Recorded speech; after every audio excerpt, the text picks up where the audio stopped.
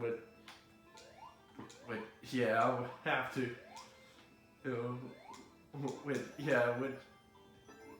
Which does, which I would, I don't know what I'm going for there, which would be great to hear, which would be not a reason to let's play Shadow the Hedgehog, which, come on, just hearing that line there with, from Eggman,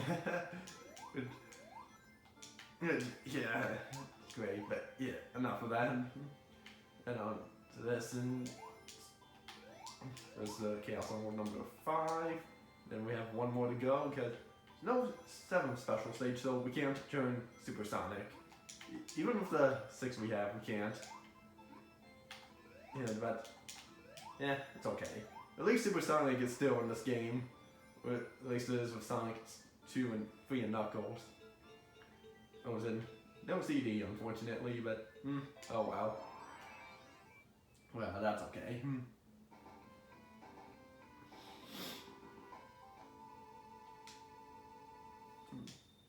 And yeah, I guess one thing that kind of sucks is that before this game came out, Sega delisted the standalone titles of these digitally, like for like previous gen consoles like Xbox 360 or PlayStation 3 or stuff. Or maybe it was more than that. I can't remember, but that's from what I've heard. But I already own the games here in this collection digitally, so like, as long as I still already bought them before, I can replay those versions whenever I want, which I don't think I will ever again, since, well, maybe standalone, maybe Sonic 3 and Knuckles in there to hear as you all know, the original music, and maybe Sonic CD to get the achievement, some achievements in that game, because I haven't gotten many in that game, which I didn't get. I know I unlocked 1, or was it 2, during my Let's Play of that game, which I was actually pretty lucky. Kind of cool, just getting an achievement unlocked during a Let's Play, which I wasn't even going for. I know there's one in Sonic 2 digitally by itself there, which I haven't unlocked, which I'll try. Maybe I'll pop in that, but who knows? But yeah, really just Sonic 3 Knuckles and CD by itself are the only ones I would really pop in of the standalone digital versions by again, and because, well, also not only just for the achievements, but also because that one does a couple things to it. It does actually. We have the actually, let me start off with this. Well, with CD in this game, they kind of kept it pretty much exactly the same as it was, when they brought it over to consoles back, like a decade ago. Oh, but they got rid of the main menu with the special stage music in it. And what's weird about it is that they kept certain menus in there with, like, where you can change the soundtrack or to US or Japanese. Obviously I should be talking about this stuff when I get the CD, but I have other stuff to talk about here that I want to talk about at some point, such as what I thought on the IDW comics. Because have gone through and listened to dubs of them and someone going through like an overview of them. Well, not all of them, all the way. You only went all the way up. You only seen dubs and overviews of the comics all the way up to after the Metal Virus, and good thing that platform was there. Because yeah, I haven't seen anything up to, I think, issue 50, which is the newest one out at the moment. By the way, big difference from this fight from the original is that there's walls now. Because the boss fight was originally in 4x3, and so there was, and these walls, since the game's in widescreen, they put these walls here to make it like that. It's like that in the Christian Whitehead ports, which they did not reuse the menus, unfortunately, for Sonic 1 and 2 for the Christian Whitehead voices that, which would have been cool if he could, and but oh well. Oh, that's okay.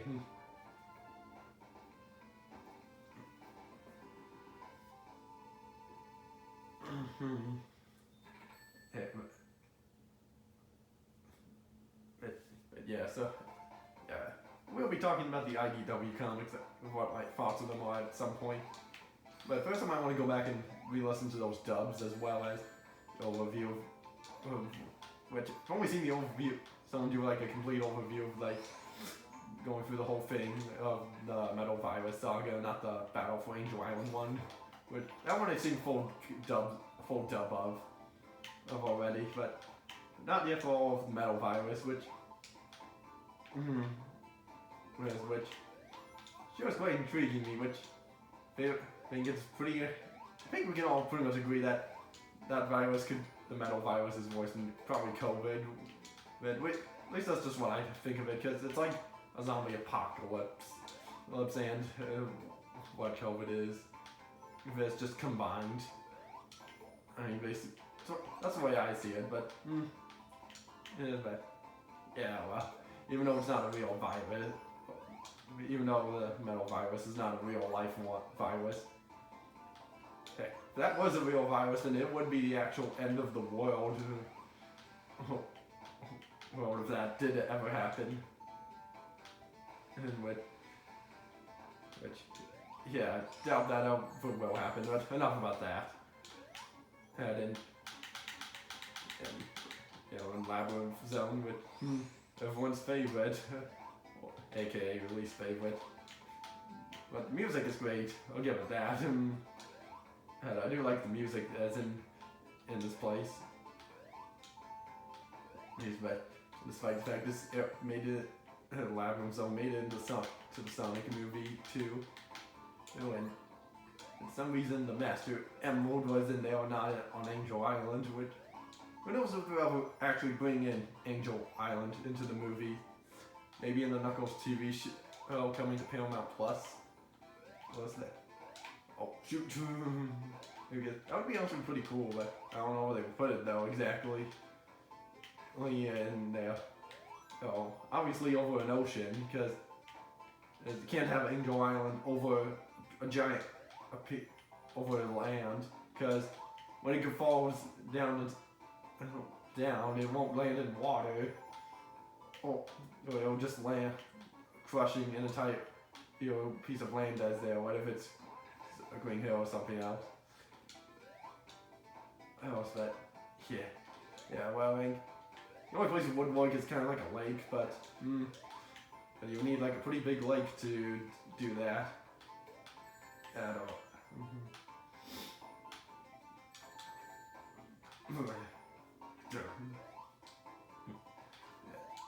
Yeah, so it's going to the Labyrinth Zone here. Yeah, but plus the movie 2 version of Labyrinth Zone honestly looked much cooler than this, because you could actually see like the whole labyrinth in like a certain shot, which is pretty cool. If they ever remake Labyrinth in 3D, Zone in 3D, they have to make it actually look like an actual labyrinth like that. Which it's funny too is that a while back, that little DLC thing from mine, downloadable thing from Minecraft that Sonic got a little updated and actually added Labyrinth Zone in it. That was actually pretty cool. Played all the way through it and quite surprised by it. And then even added a new area to like the little Tails' workshop thing, and they all even we created had a picture in there recreating the shot of Sonic standing on top of the building, calling himself Blue Justice, like how he did in the beginning of the second movie where he would stop that robbery and he would oh yeah, wasn't doing a good job at it. Well, I mean, like, he stopped it, but didn't do like the best job at it. He even destroyed an entire block, which is a reference to Sonic Adventure with that fall of water coming out, which is still cool nonetheless. Oh, what? What does he get me? Come on, that's not supposed to happen. And but anyway.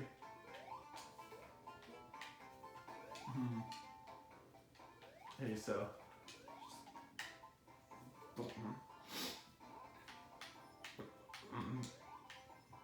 But actually, more rings here. Because you're gonna need those.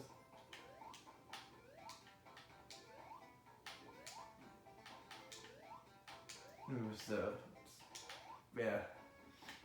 That and I guess one more thing I want to mention about the IDW comics so far is that the voice where I want to talk about him is probably doing Knuckles' when I do Knuckles' story and Sonic 3 and Knuckles.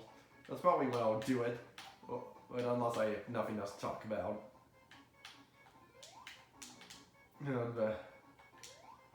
But who knows? It was anyway.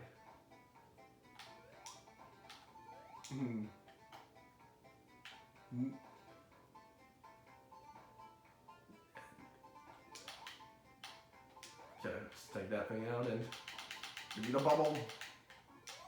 Yeah. So trying to concentrate here to make sure I don't lose my wings. Me too, because I want to get that last special stage, so we can get the final Chaos Emerald with. I think we're right at it now. We're at the end of the level. I mean, yes, we are. Yeah, and we got ourselves access to the last Chaos Emerald.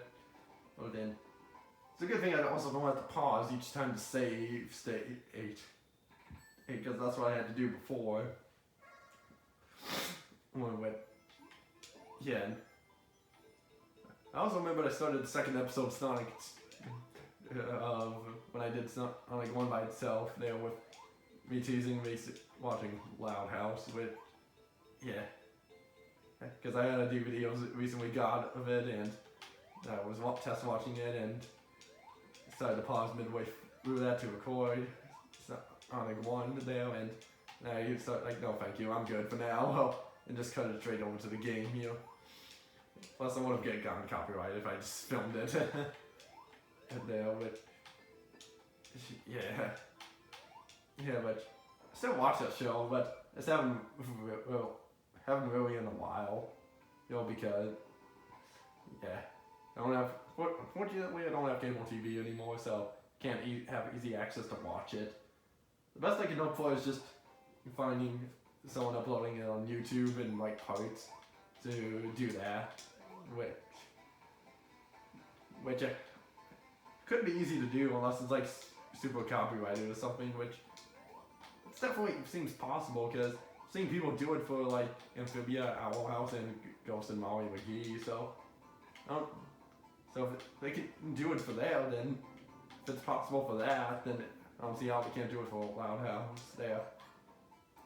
So I don't know, maybe just a certain copyright things are just, I don't know all the ins and outs of copywriting. Like I know we can't just take clips and like, well you can take small clips of TV shows and movies, but and if there's ever copyrighted music that somehow plays, people just edit them out to or just make mute the audio too well, so you no longer get the claim anymore now. You know, something, but yeah. Not sure all the ins and outs to copywriting, to where like certain things are just more copyrighted than other things are. But that could be the case. At least who knows? But yeah. Yeah, I guess one more thing about Loud House I haven't mentioned yet is that yeah, before I said I wish they would release more, like 2 volumes a year instead of just 1. Oh, let me get the bubble back here. Which last year they started doing that. I was like, haha, so they finally did that. But then when May of 2022 came, they did not release another volume.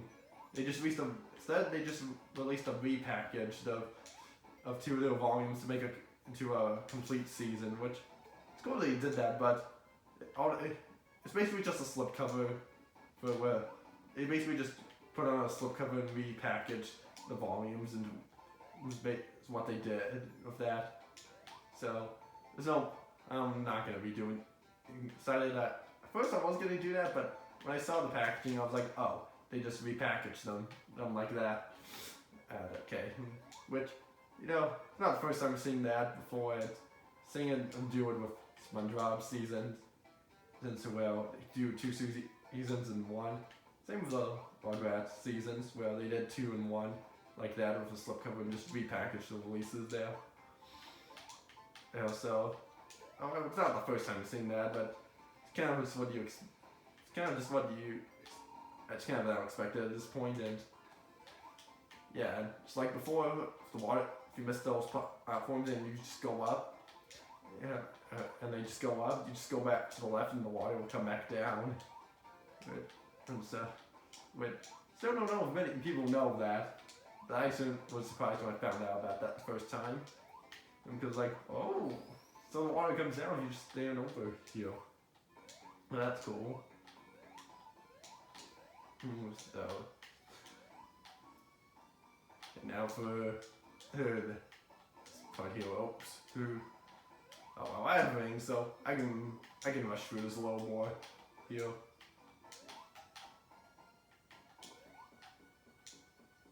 And did not even touch the water once.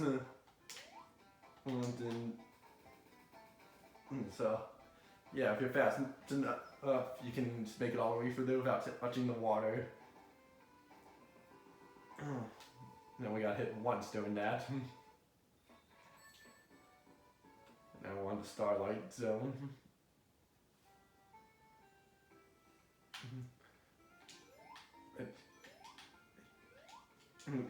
Yeah, you know, yeah, since, just so you think of this to where, you know how in Sonic Adventure 2, when you 100% of that game or got all the emblems, you would unlock a 3D version of Green Hill Act 1,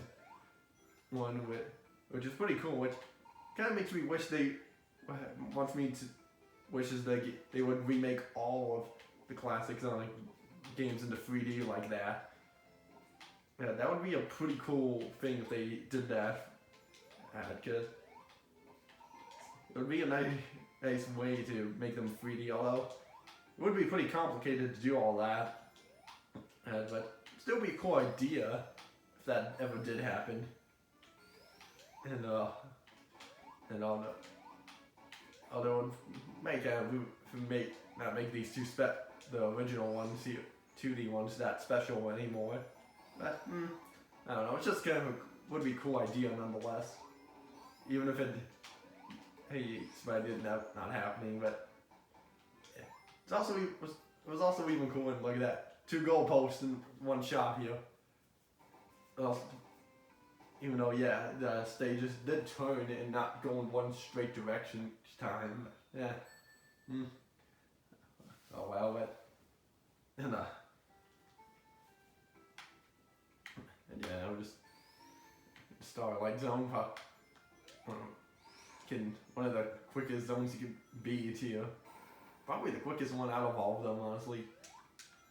Okay. Oh. Yeah, it would be more quicker since we had the spin dash and drop dash. Ooh. So it's then great, those like little seesaw things. And we're at the end. And yeah, not even a minute.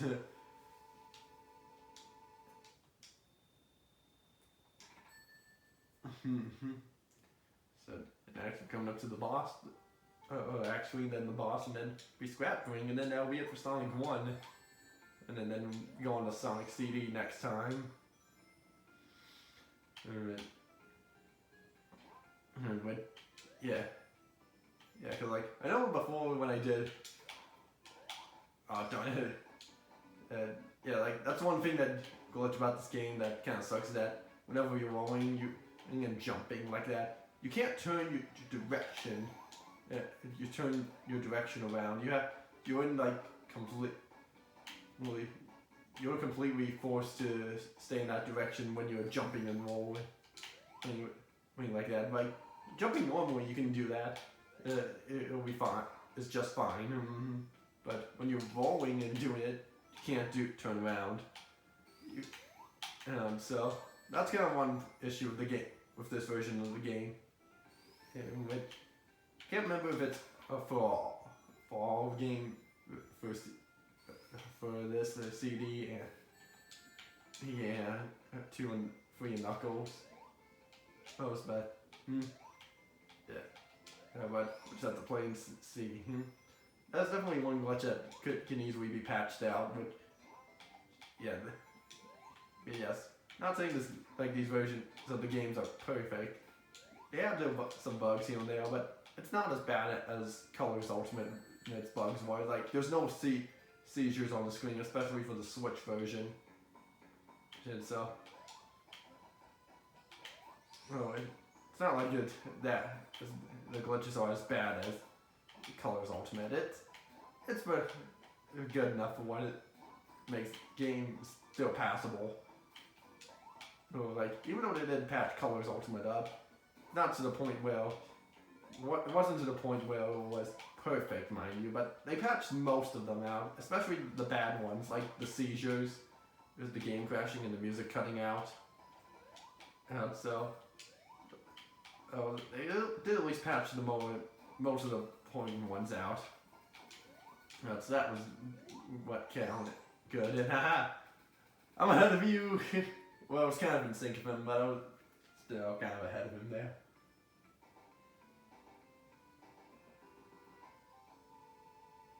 Okay. Yeah, so far at this point, there has not been a patch for this game yet, but that should come soon. And hopefully. Anyway. Yeah, I know. Person from Headcanon, the person the team who, the head of Headcanon, who was the team who remade 3 Knuckles from the ground up, said it wasn't quite happy with the work, how the game turned out, because it wasn't as polished as it could have been. And but yeah, which I can see why. But Sega's like, no, it's coming out on this day here, which if that's the case, then Sega just needs to get better corporate people corporate just needs new people, well, ones that who know better, and don't just say like, no, you're gonna release this game on this day, which, for a game like this, I can see why they would release it on this day, which was June 23rd. Alright, so it makes sense. I can see why for this, honestly.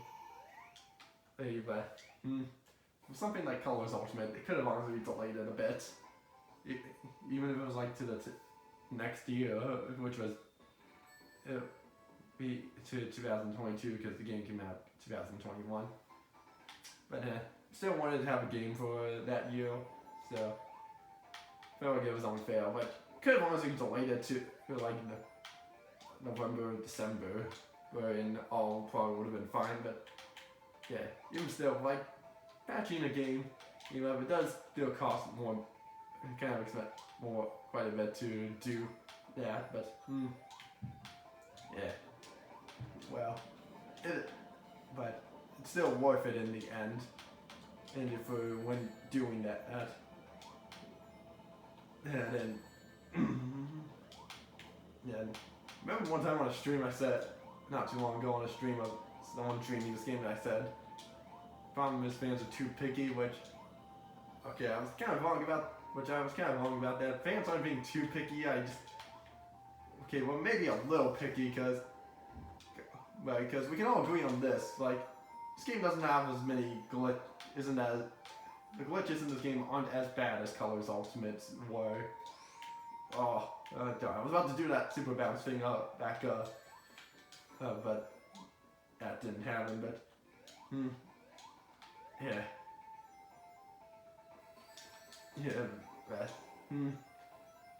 Yeah, but so maybe fans are just being a tiny bit picky, but yeah, they just want having but I get their frustration to where I just want having a very polished game in the end, and one that just feels like that had its work done on it very well. Which get Ryan. Hopefully they can do that for Frontiers, which after all the gameplay I've seen for Frontiers, I do think it could still be possible. Maybe not perfect, but still possible. Oh no.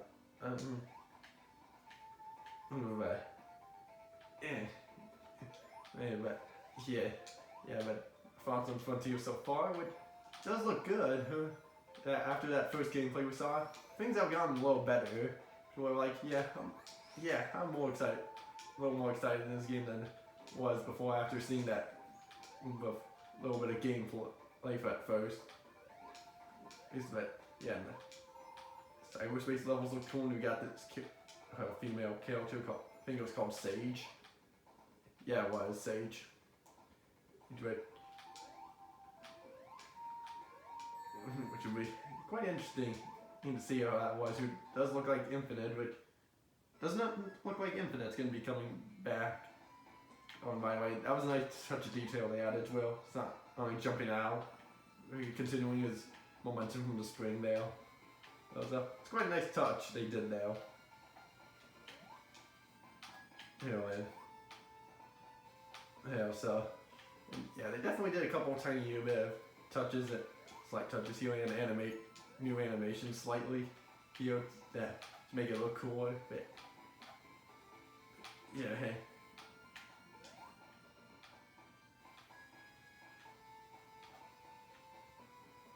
So this is due at the final boss here, and who knows? Who knows if Infinite will come back? Battle Gear was just fine as a one-off kill too, but if he ever does come back, I'll be okay. That's fine. I'm okay with it. But I'll talk more about thoughts of what I think of Infinite when we get to Forces. We are at the final boss. You win. Well, that was a close one, and there we go. We did it. And can I forget the most important one? Jump into him there. Not like it would have made a difference in the end, but did it. It didn't got all chaos and rolled in. And all flowers grow around this place.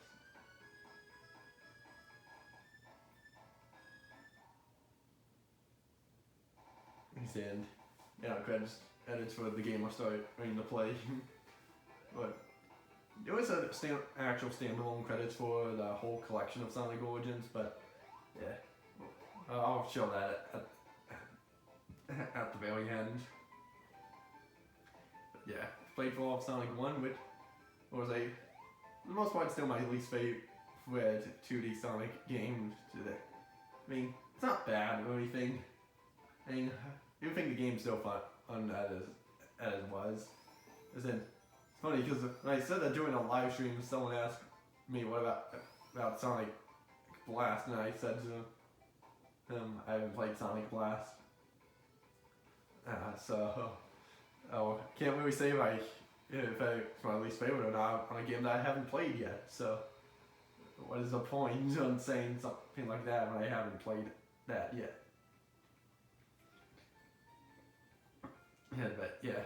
Still enjoyed the game. Still, I do think I do quite enjoy this version. I'll definitely be playing the more of than of heroes. It makes it like spin dash and the drop dash make the game a little more better. And yeah, I haven't even shown that this game has you can play this as Knuckles, which I'll have to show that out in a bonus video, especially since there's a little bit of an alternate pathway designed for Knuckles. Not sure if you can access it with Tails though. I'll have to test that out at some point. But yeah. Yeah, since I'm doing this for story mode here, this is just, the game's just gonna transition directly into the next game, which is CD.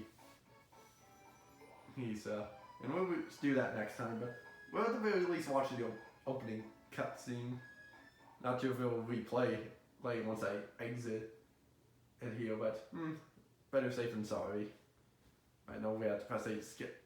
Continue on here.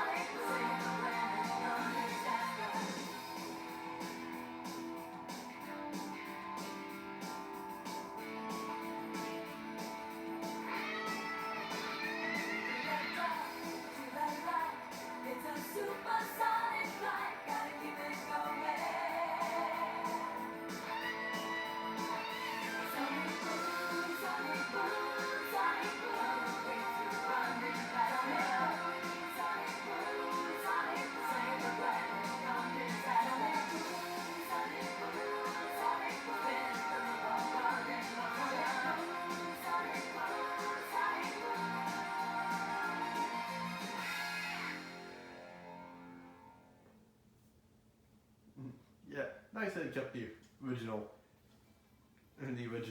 CD intro there, but yeah, let me actually quickly test something out here. Okay, okay, I just wanted to test out to make sure, in case of the cutscenes would replay if I did that, but so now good to know about that. Out here. Yeah, to finished up Sonic 1 here, and then we'll be going on to CD next time. But, oh, wrong button. Actually, one thing you can do on this menu is press X. The old plan's gone, now it's there. That's pretty cool. Nice little touch of detail.